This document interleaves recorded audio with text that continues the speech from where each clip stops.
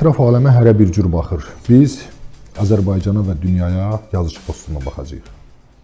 Postdan isə həm müşahidə aparırlar, həm müdafiə olunurlar, həm də atəş açırlar.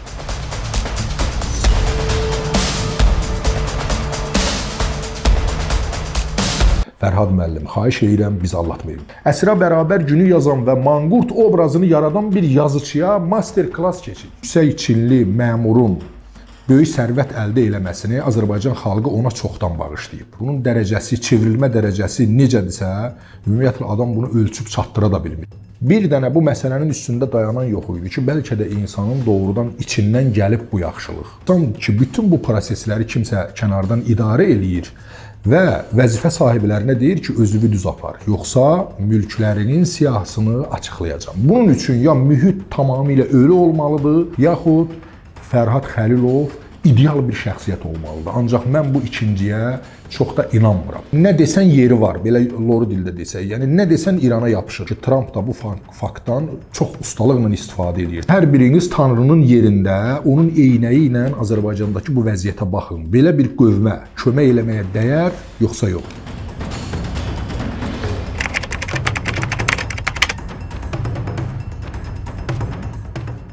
Salam, hörmətli tamaşaçılar. Həftəmizin ən böyük gündəmlərindən biri, bəlkə də birincisi, deməli, baş nazirin mülklərinin siyahısının demək olar ki, bütün mətbuat orqanlarında açıqlamasından ibarət oldu. Yəni, indi aidiyyatı qurumlar yəqin ki, bu məsələni araşdıracaqlar. Mən bu barədə hər hansı bir dəqiq söz deyə bilmirəm. Ancaq bəzi müşahidələrim var ki, onları sizlə bölüşmək istəyirəm.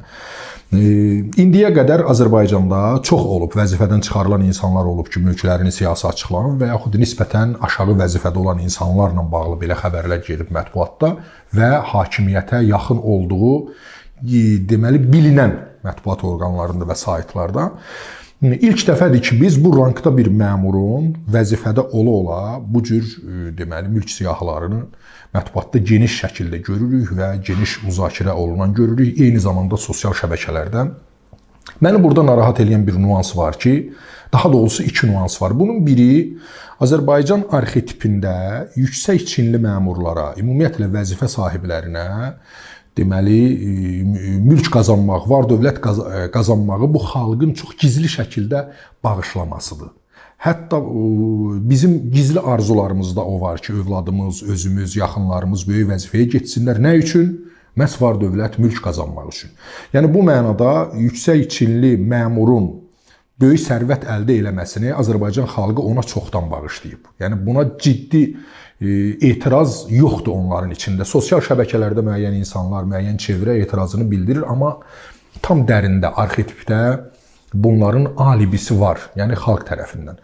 İkinci, daha vacib nüans bundan ibarət idi ki, sanki bütün bu prosesləri kimsə kənardan idarə eləyir və vəzifə sahiblərinə deyir ki, özünü düz apar, yoxsa mülklərinin siyahısını açıqlayacam. Və sanki adamların, vəzifə sahiblərinin bu cür ağla gəlməz səviyyədə mülk yığması problem deyil də, onun gizli qalmamasıdır problem. Yəni onun açıqlanmasıdır.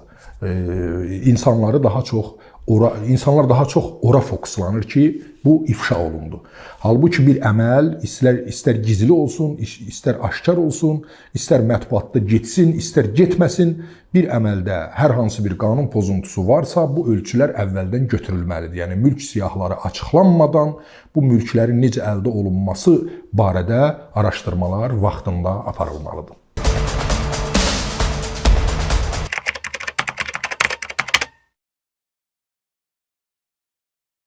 Yenə də Donald Trump gündəmdə olub bütün həftə ərzində, yəni bütün dünyada onun dediyi sözlər, atdığı addımlar müzakirə olunub. Artıq qeyd etdiyim kimi Trump'ın qeyri-ciddiliyi getdikcə artır, onun açıqlamalarının qeyri-ciddiliyi getdikcə artır. Hətta məndə belə bir təəssürat yaranır ki, bu qəsdən belə eləyir. Amma sonra görürsən ki, həm də bir balaca bu avantura onun təbiətində var. Mən bir məqamı qeyd eləmək istəyirəm. Yadınızdadırsa o bir bəyanat verdi ki, bugün bir sivilizasiya yer üzündən silinəcək və həmin gecə İranla atəşkəs əldə olundu. Yəni, 190 dərəcə də deyil. Bunun dərəcəsi, çevrilmə dərəcəsi necədirsə, ümumiyyətlə adam bunu ölçüb çatdıra da bilmir, qiymətləndirib çatdıra da bilmir. İndi daha bir absurd iddia ilə çıxış elədi ki, İranda etiraz aksiyalarında tutulan 8 nəfər qadının edam hökmündən biz azad elədik. Yəni biz İrana şərt qoyduq, onlar da razılaşdılar ki, həmin qadınları edam eləməsinlər. Təsəvvür eləyin, İranın ali dini liderini bombardmanla öldürən bir adama, tutaq ki, Sepah onu eşidir və edamdan adamları saxlayır. Bu nə dərəcədə inandırıcıdır və təsadüfi deyil ki, İran tərəfi bu məsələləri ümumiyyətlə təkzib elədi və onlar bildirdi ki, əvvəldən belə bir təşəbbüs olmayıb, etiraz aksiyalarında tutulanların edam olunması ilə bağlı və sözü gedən 8 xanımın edam olunması ilə bağlı dedilər, əvvəldən heç bir elə bir maddə qoyulmayıb, onların edam olunması nəzərdə tutulmayıb. Belə bir vəziyyətdə ancaq elə bir duruma gəlib çıxmışıq, elə bir müstəviyə gəlib çıxmışıq ki, bizim taleyimizi həll edən bu insanların heç birinə zərrə qədər biz inana bilmirik. Nə Trump tərəfə, nə İran hakimiyyəti tərəfə, yəni biri belə deyir, biri belə deyir, bir-birini inkar eləyən iki yalan üz-üzə gəlir. Bir-birini inkar eləyir, ancaq ikisi də yalandır, ikisi də riyakar açıqlamalardır.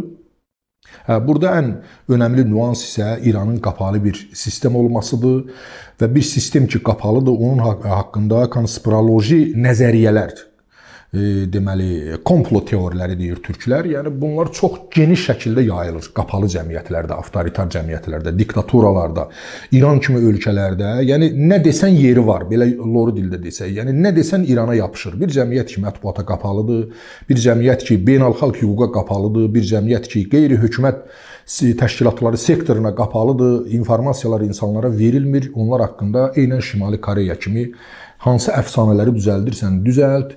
O, deməli, inandırıcı görünür və görünür ki, Trump da bu faktdan çox ustalıqla istifadə edir. Təsəvvür elə günlərlə İranı, yaşayış binalarını, hətta məktəbləri bombalayan bir sistem, güya ki, 8 nəfər edama göndərilən xanımın hüquqlarının müdafiəsinə qalxır. Bu, təbii ki, Amerikanın xilaskar, humanist obrazını insanların beyninə yerləşdirmək üçün onun atdığı bir addımdır və mən deyərdim ki, saqın inanmayaq bu cür məsələlərə.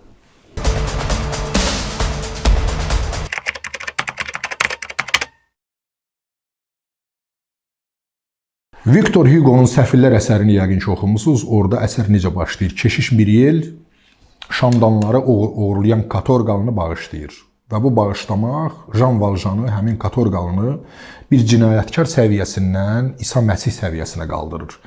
Biz bugün belə bir obraz yaratsaq, oxucu bizə inanarmı? Bir mənalı cavab verirəm, qətiyyən. Niyə görə inanmaz? Çünki oxucu ümumiyyətlə bugün bu cür yaxşılıqlara inanmır.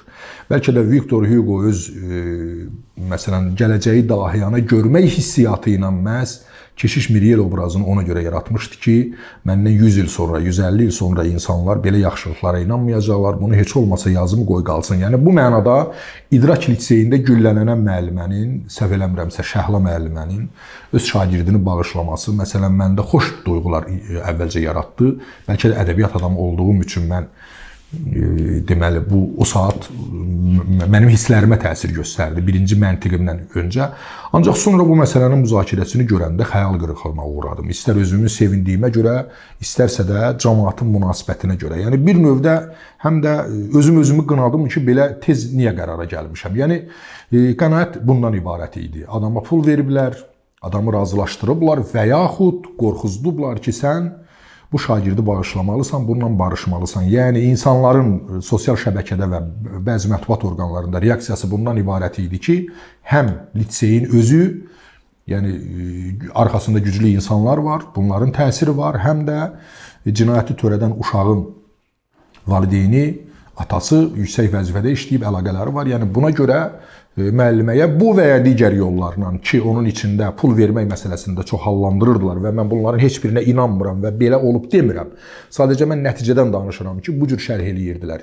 Bir dənə bu məsələnin üstündə dayanan yox idi ki, bəlkə də insanın doğrudan içindən gəlib bu yaxşılıq. Yəni müəllimə öz şagirdini bağışlayıb ki, o olan işdir. Bəlkə bunu böyük humanist bir əməl kimi biz qiymətləndirməliyik. Təəssüf ki, mən nə qədər axtarsam da bu cür münasibət yox dərəcəsində idi və bu mənim nə vaxtsa yazdığım bir statusu yadıma saldı. İndi adını çəkmək istəmirəm. Hazırda millət vəkili olan bir qələm adamı haqqında yazmışdım ki, onu sosial şəbəkələrdə çoxlu tənqid elədilər, hətta bəzən təhqir elədilər. Bir gün onu gördüm ki, halbuki bu çox humanist insanlara yaxşılıq eləyən, yəni öz ictimai məsuliyyətini yerinə yetirə bilməyəndə belə onu fərdi yaxşılıqlarla kompensasiya eləməyə çalışan bir insan artıq adamlara çox qəzəblidir, onlara müraciət edənlərə kömək eləməyi istəmir və mən orada bir cümlə işlətmişdim ki, mən onun şəxsində yaxşılıqların yorulduğunu gördüm. Yəni insan yaxşı insan olur, ətrafın o qədər çirkaba batır ki, yəni neftin pulları, ölkədəki arzu olunmaz digər vəziyyətlər elə bir sistem yaradır ki, adamların səmimiyyətinə inana bilmirsən, hətta idmanların, yarışların səmimiyyətinə inana bilmirsən və yaxşılıqlar yavaş-yavaş yorulur və bu çirkabın içində yaxşı insanlar da öz əməlindən yavaş-yavaş aralanırlar. Başqa bir deməli Azərbaycanlı bir ziyalı haqqında o rəhmətə gedəndə yazmışdım ki, siz yaxşılıqları yetim qoydunuz. Yəni doğrudan da bu gün bizim klassik mənada başa düşdüyümüz yaxşı insanlara çox nadir hallarda rast gəlirik və onları da çox zaman yorğun görürük. Şəhla müəllimənin şəxsində, onun ictimai müzakirəsində mən bu faktı bir daha gördüm və çox içimdən böyük bir təəssüf hissi keçdim.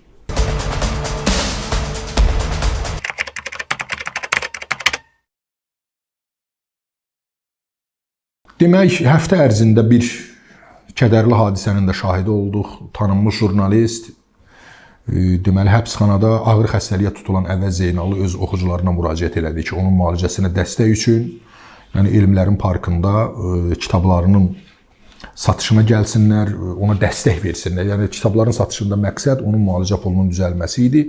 Yəni mən müşahidə elədim ki, yəni insanlar ora gəlirlər, amma təəssüf ki, ora gələn insanlar daha çox qələm adamlarıdır, yəni jurnalistlərdir, daha çox sadə adamlar da gəlir, ancaq yetəri sayda deyil və bununla bağlı içimdən bir təəssüf hissi keçirərkən təəssüflə doğur, yəni həftə ərzində. Yəni bu hansı təəssüf hissi idi?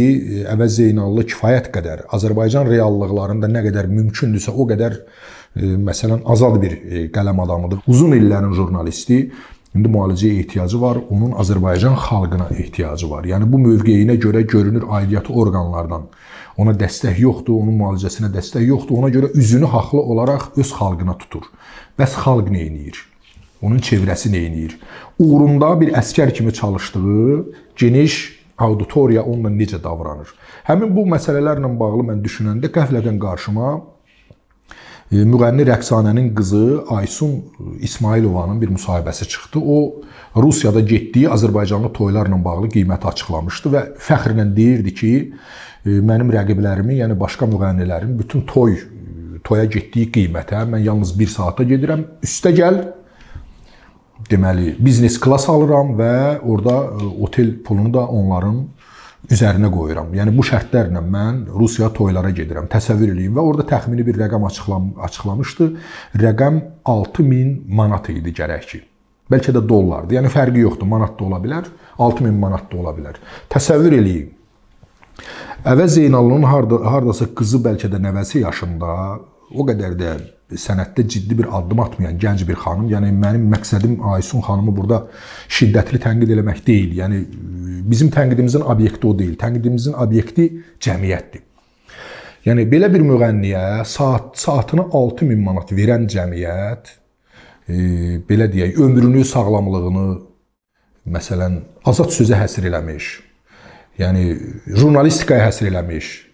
Heç vaxt kiminsə sumkasını götürməmiş, kiminsə təbliğatı ilə və məthiyyəsi ilə məşğul olmamış. Yəni Əvəz müəllimin müəyyən səhvləri də olub. Mən onu ideallaşdırmıram. Ancaq ümumi qənaətim bundan ibarətdir ki, belə bir jurnalistin məsələn adi kimyaterapiya almaq imkanları məhduddur və bizim xalqımızda, bizim deməli ətrafımızdakı kütlə də ortadan da aşağı səviyyəli müğənnilərin saatına 6000 manat pul xərcləyir. Yəni təsəvvür eləyin, hər biriniz Tanrının yerində, onun eynəyi ilə Azərbaycandakı bu vəziyyətə baxın. Belə bir qövmə kömək eləməyə dəyər, yoxsa yox?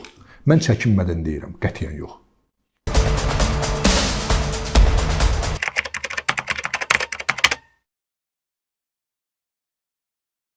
Bu həftə xalq rəssamı, Rəssamlar İttifaqının sədri Fərhad Xəlilovun müsahibəsi yayımlandı və mən müsahibəni çox diqqətlə oxudum. Niyə diqqətlə oxudum? Çünki Fərhad müəllim nadir insanlardandır ki, 1987-ci ildən Rəssamlar İttifaqının sədri işləyir.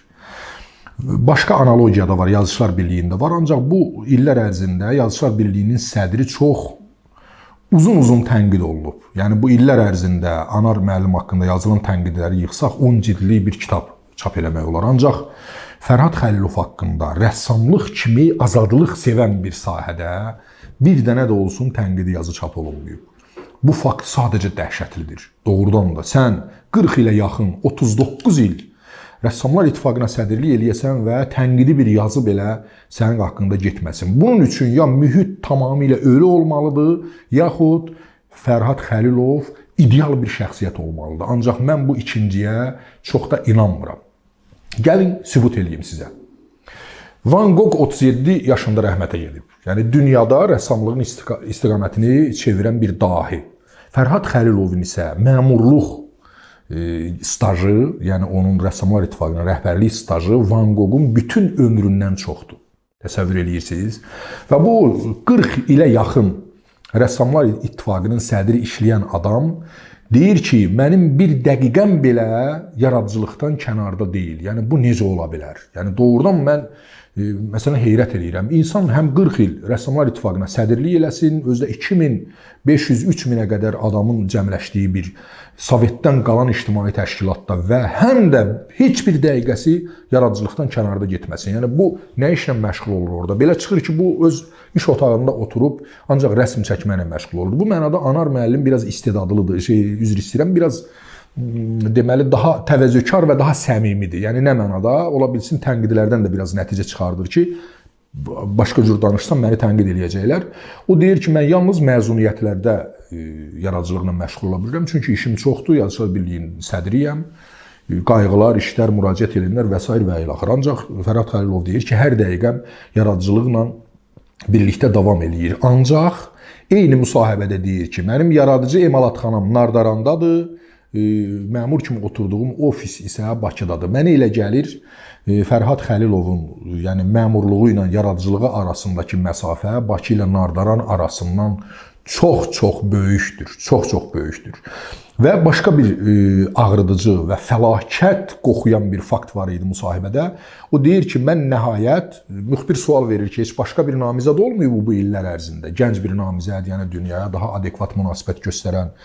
O deyir ki, 2-3 il əvvəl qurultay olanda mən istədim ki, nəhayət özüm gedim, cavan bir namizəd istədim ki, tapım, qabağa verim, gördüm ki, işləyə bilməyəcək. Təsəvvür edirsiniz, bu nəyə bənzəyir? Stalin ata ölsə, Sovet hökuməti batacaq. Yəni bu qərarı Fərhad müəllim özü verir ki, bu işləyə bilməyəcək. Ona görə də mən qalıb, yəni 39 ilə yaxın 40 ilmi tamamlamalıyam. Yəni Anar müəllim heç olmasa, yəni 40-cı ildə getmək fikrindədir. Fərhad Xəlilov ümumiyyətlə bu barədə heç nə danışmır. Və ümumi onun rəssamlıqla bağlı söhbətləri isə nədən ibarətdir? Xalq rəssamı adını almaq, nə bilim, dövlət pulsuz sərgi verdi bunlara, sərgi salonları veririk, gedib orada əsərlərini nümayiş elətdirirlər, sərbəst satış eləyirlər orada özləri üçün. Ancaq maddi məsələlər, filan kəsə ev vermək lazım oldu, filan kəsə mənzil verdi, mənə pislik eləmişdi, belə söhbətlər. Yəni 40-50-ci illərin məsələləri, hansı ki, dünyada rəssamlıq hətta ədəbiyyatdan da öncədir. Məsələn, izmlərin bir çoxu, birisi sürrealizm, postmodernizmin özü, məsələn, rəssamlıqda və heykəltaraşlıqda daha öncə yarandı. Yəni, dünyanın yeniliyə ən həssas bir sahəsidir rəssamlıq. Çünki bunun dili də yoxdur. O saat, yəni tərcüməyə falana ehtiyac olmur. O saat insanlar bir-birindən götürürlər və dünya ilə ayaqlaşmaq imkanları asanlaşır. Sonra həvəskar və peşəkar rəssamlarla bağlı danışdıqları ümumiyyətlə ən yaxşı halda 60-cı illərə aid fikirlər idi. Məsələn, Səttar Bəhlulzadə ilə bağlı. Ən faciəvisi isə Mircavad Cavadovla bağlı dediyi sözlər idi. Deyirdi, biz sol mövqedə idik. Mən idim, Mircavad Cavadov idi. Təsəvvür edirsiniz. Mircavad Cavadov hətta türməyə gedib düşüb. Yəni Sovet dövründə o iş qrafikini pozduğuna görə onu 6 ay həbs ediblər və ömür boyu Sovet konjunkturasını, Sovet belə deyək, hətta biraz sərt desə yaltaqlığını, yəni məmurlaşmış Sovet rəssamlığını qəbul eləmədiyi üçün gözdən könüldən həmişə uzaqda qalıb, diqqətdən kənarda qalıb. Hətta məşhur söhbəti var, Çingiz Aytmatov, bilirsiniz onunla dostuydu. Mircavad müəllimə demişdi ki, sən biraz yumşaq ol, bu sistem əleyhinə çox getmə, bəlkə sərgilərinin keçirilməsinə icazə verdilər. Mircavad müəllim isə demişdi ki, Çingiz ağa, siz elə bilirsiniz ki, bu variant mənim ağlıma gəlməyib, mənim xarakterim buna yol vermir. Təsəvvür edirsiniz, əsrə bərabər günü yazan və manqurt obrazını yaradan bir yazıçıya master class keçir. Bir xarakterim imkan vermir. Yəni mən o qədər axmaq deyiləm ki, Sovet məmurları ilə münasibəti sazlayıb gündə bir sərgi keçirmək kimi fikir mənim ağlıma gəlməsin. Yəni bəzən bu yollarla bu gündə inkişaf edən sənətkarlar olur. Onlar elə bilirlər ki, belə xüsusi istedadları var, çox ağıllıdılar. Yəni siyasi hakimiyyətin qoltuğuna düşüb qabağa getmək hamının ağlına gəlir. Böyük sənətkarlar odur ki, xarakterləri Mircavad kimi buna imkan vermir və belə bir adamla bağlı 40 il Rəssamlar İttifaqının sədr işləyən adam deyir ki, mən idim, Mircavad Cavadov idi. Və təsadüfi deyil ki, müxbirin indi nə işləyirsiniz sualına deyir, indi əncir ağaclarını çəkirəm, özdə mən bilmirəm niyə çəkirəm. Müxbir bir də bu söhbətin üstünə qayıdır, yeri gəlmişkən müsahibəni götürən bizim yazıcı dostumuz Nihat Pirdi, o söhbətləri biraz bildiyi üçün yaxşı suallar verir. Deyir ki, sizcə nə üçün əncir ağacı çəkirsiniz? Fərhad müəllim sadəcə bir səbəb deyə bilir ki, Abşeronda əncir ağacları çoxdur, onda müxbir deyir ki, bəs zeytun da Abşeronda çoxdur və türklər demiş, Fərhad müəllimin devrələri yanır. O heç bir izahat verə bilmir və məlum olur ki, bu doğrudan da nəinki hər dəqiqəsi, bu 40 il ərzində bəlkə də 1-2 dəqiqə belə yaradıcı ovqatda olmayıb. Yoxsa o sadəcə bir cavab verə bilərdi ki, əncir ağacının Azərbaycan xalqının düşüncəsində çox mistik bir yeri var. Bu hətta Qurani Kərimdən gəlir, Əncir surəsi var orada. Buddadan gəlir yəni. Budda əncir ağacının altında aydınlanıb, nirvanaya çatıb. Bizim özümüzün Quransız və Buddasız, yəni dindən və Buddizmdən gələn düşüncədən kənarda əncir ağacına müqəddəs kimi baxırlar Azərbaycanda. Onu kəsmək olmaz. Gedin kənddə adi insanlardan soruşun, deyəcəklər ki, əncir ağacını kəsmək olmaz. Hətta bəzi inanclara görə qarağaçdır və əncir ağacıdır, oradan işıqlar gəlir. Yəni xoşməramlı gözə görünmələr olur. Yəni bir var mənfi cinlər, şəyatinlər, ancaq əncir ağacında xoş nələrsə adamlar gözləyirlər. Və başqa bir inanc var ki, əncir ağacının altında yatmazlar, onun havası ağır olur. Yəni xalq bunu hələ fotosintez prosesini bilməmiş bu şey yaratmışdı. Çünki gecələr ağacların demək olar ki, hamısı karbon qazı buraxır. Əncir ağacının sadəcə yarpaqları yekə olduğu üçün və qalın olduğu üçün onun altında hava daha da ağır olur. Yəni bu cür ağacla bağlı bir inanc var yəni. Aclıq illərində, müharibə illərində, yəni əncir o glukozası, şəkəri çox olduğuna görə və belə deyək, ətli meyvə olduğuna görə insanlara çox kömək eləyib. Yəni o ağaca rəğbət həm də buradan yaranır. Və s. və s. Mən hələ Adəmin paltar geyinməsini demirəm. Yəni bildiyiniz kimi ilk insanlar əncir ağacına büründülər. Yəni bu tək erotik bir çalar deyil. Bu insan şuurunun, utanmaq hissinin formalaşması deməkdir. İnsan mənliyinin formalaşması əncir ağacı ilə bağlıdır və Fərhad Xəlilov bunlar haqqında bir kəlmə belə danışa bilmir. Çünki 40 il Sovetdən qalan bir qeyri-hökumət təşkilatında rəssamlıq kimi çox yeniliyə açıq, yeniliyə həssas bir sahədə rəhbər işləyən adam heç vaxt bu duyğuları yaşaya bilməz. Heç vaxt bu duyğularla yaradıcı insan ola bilməz. Nəinki hər dəqiqə yaradıcılıqla yaşamaq. Fərhad müəllim, xahiş edirəm, bizi aldatmayın.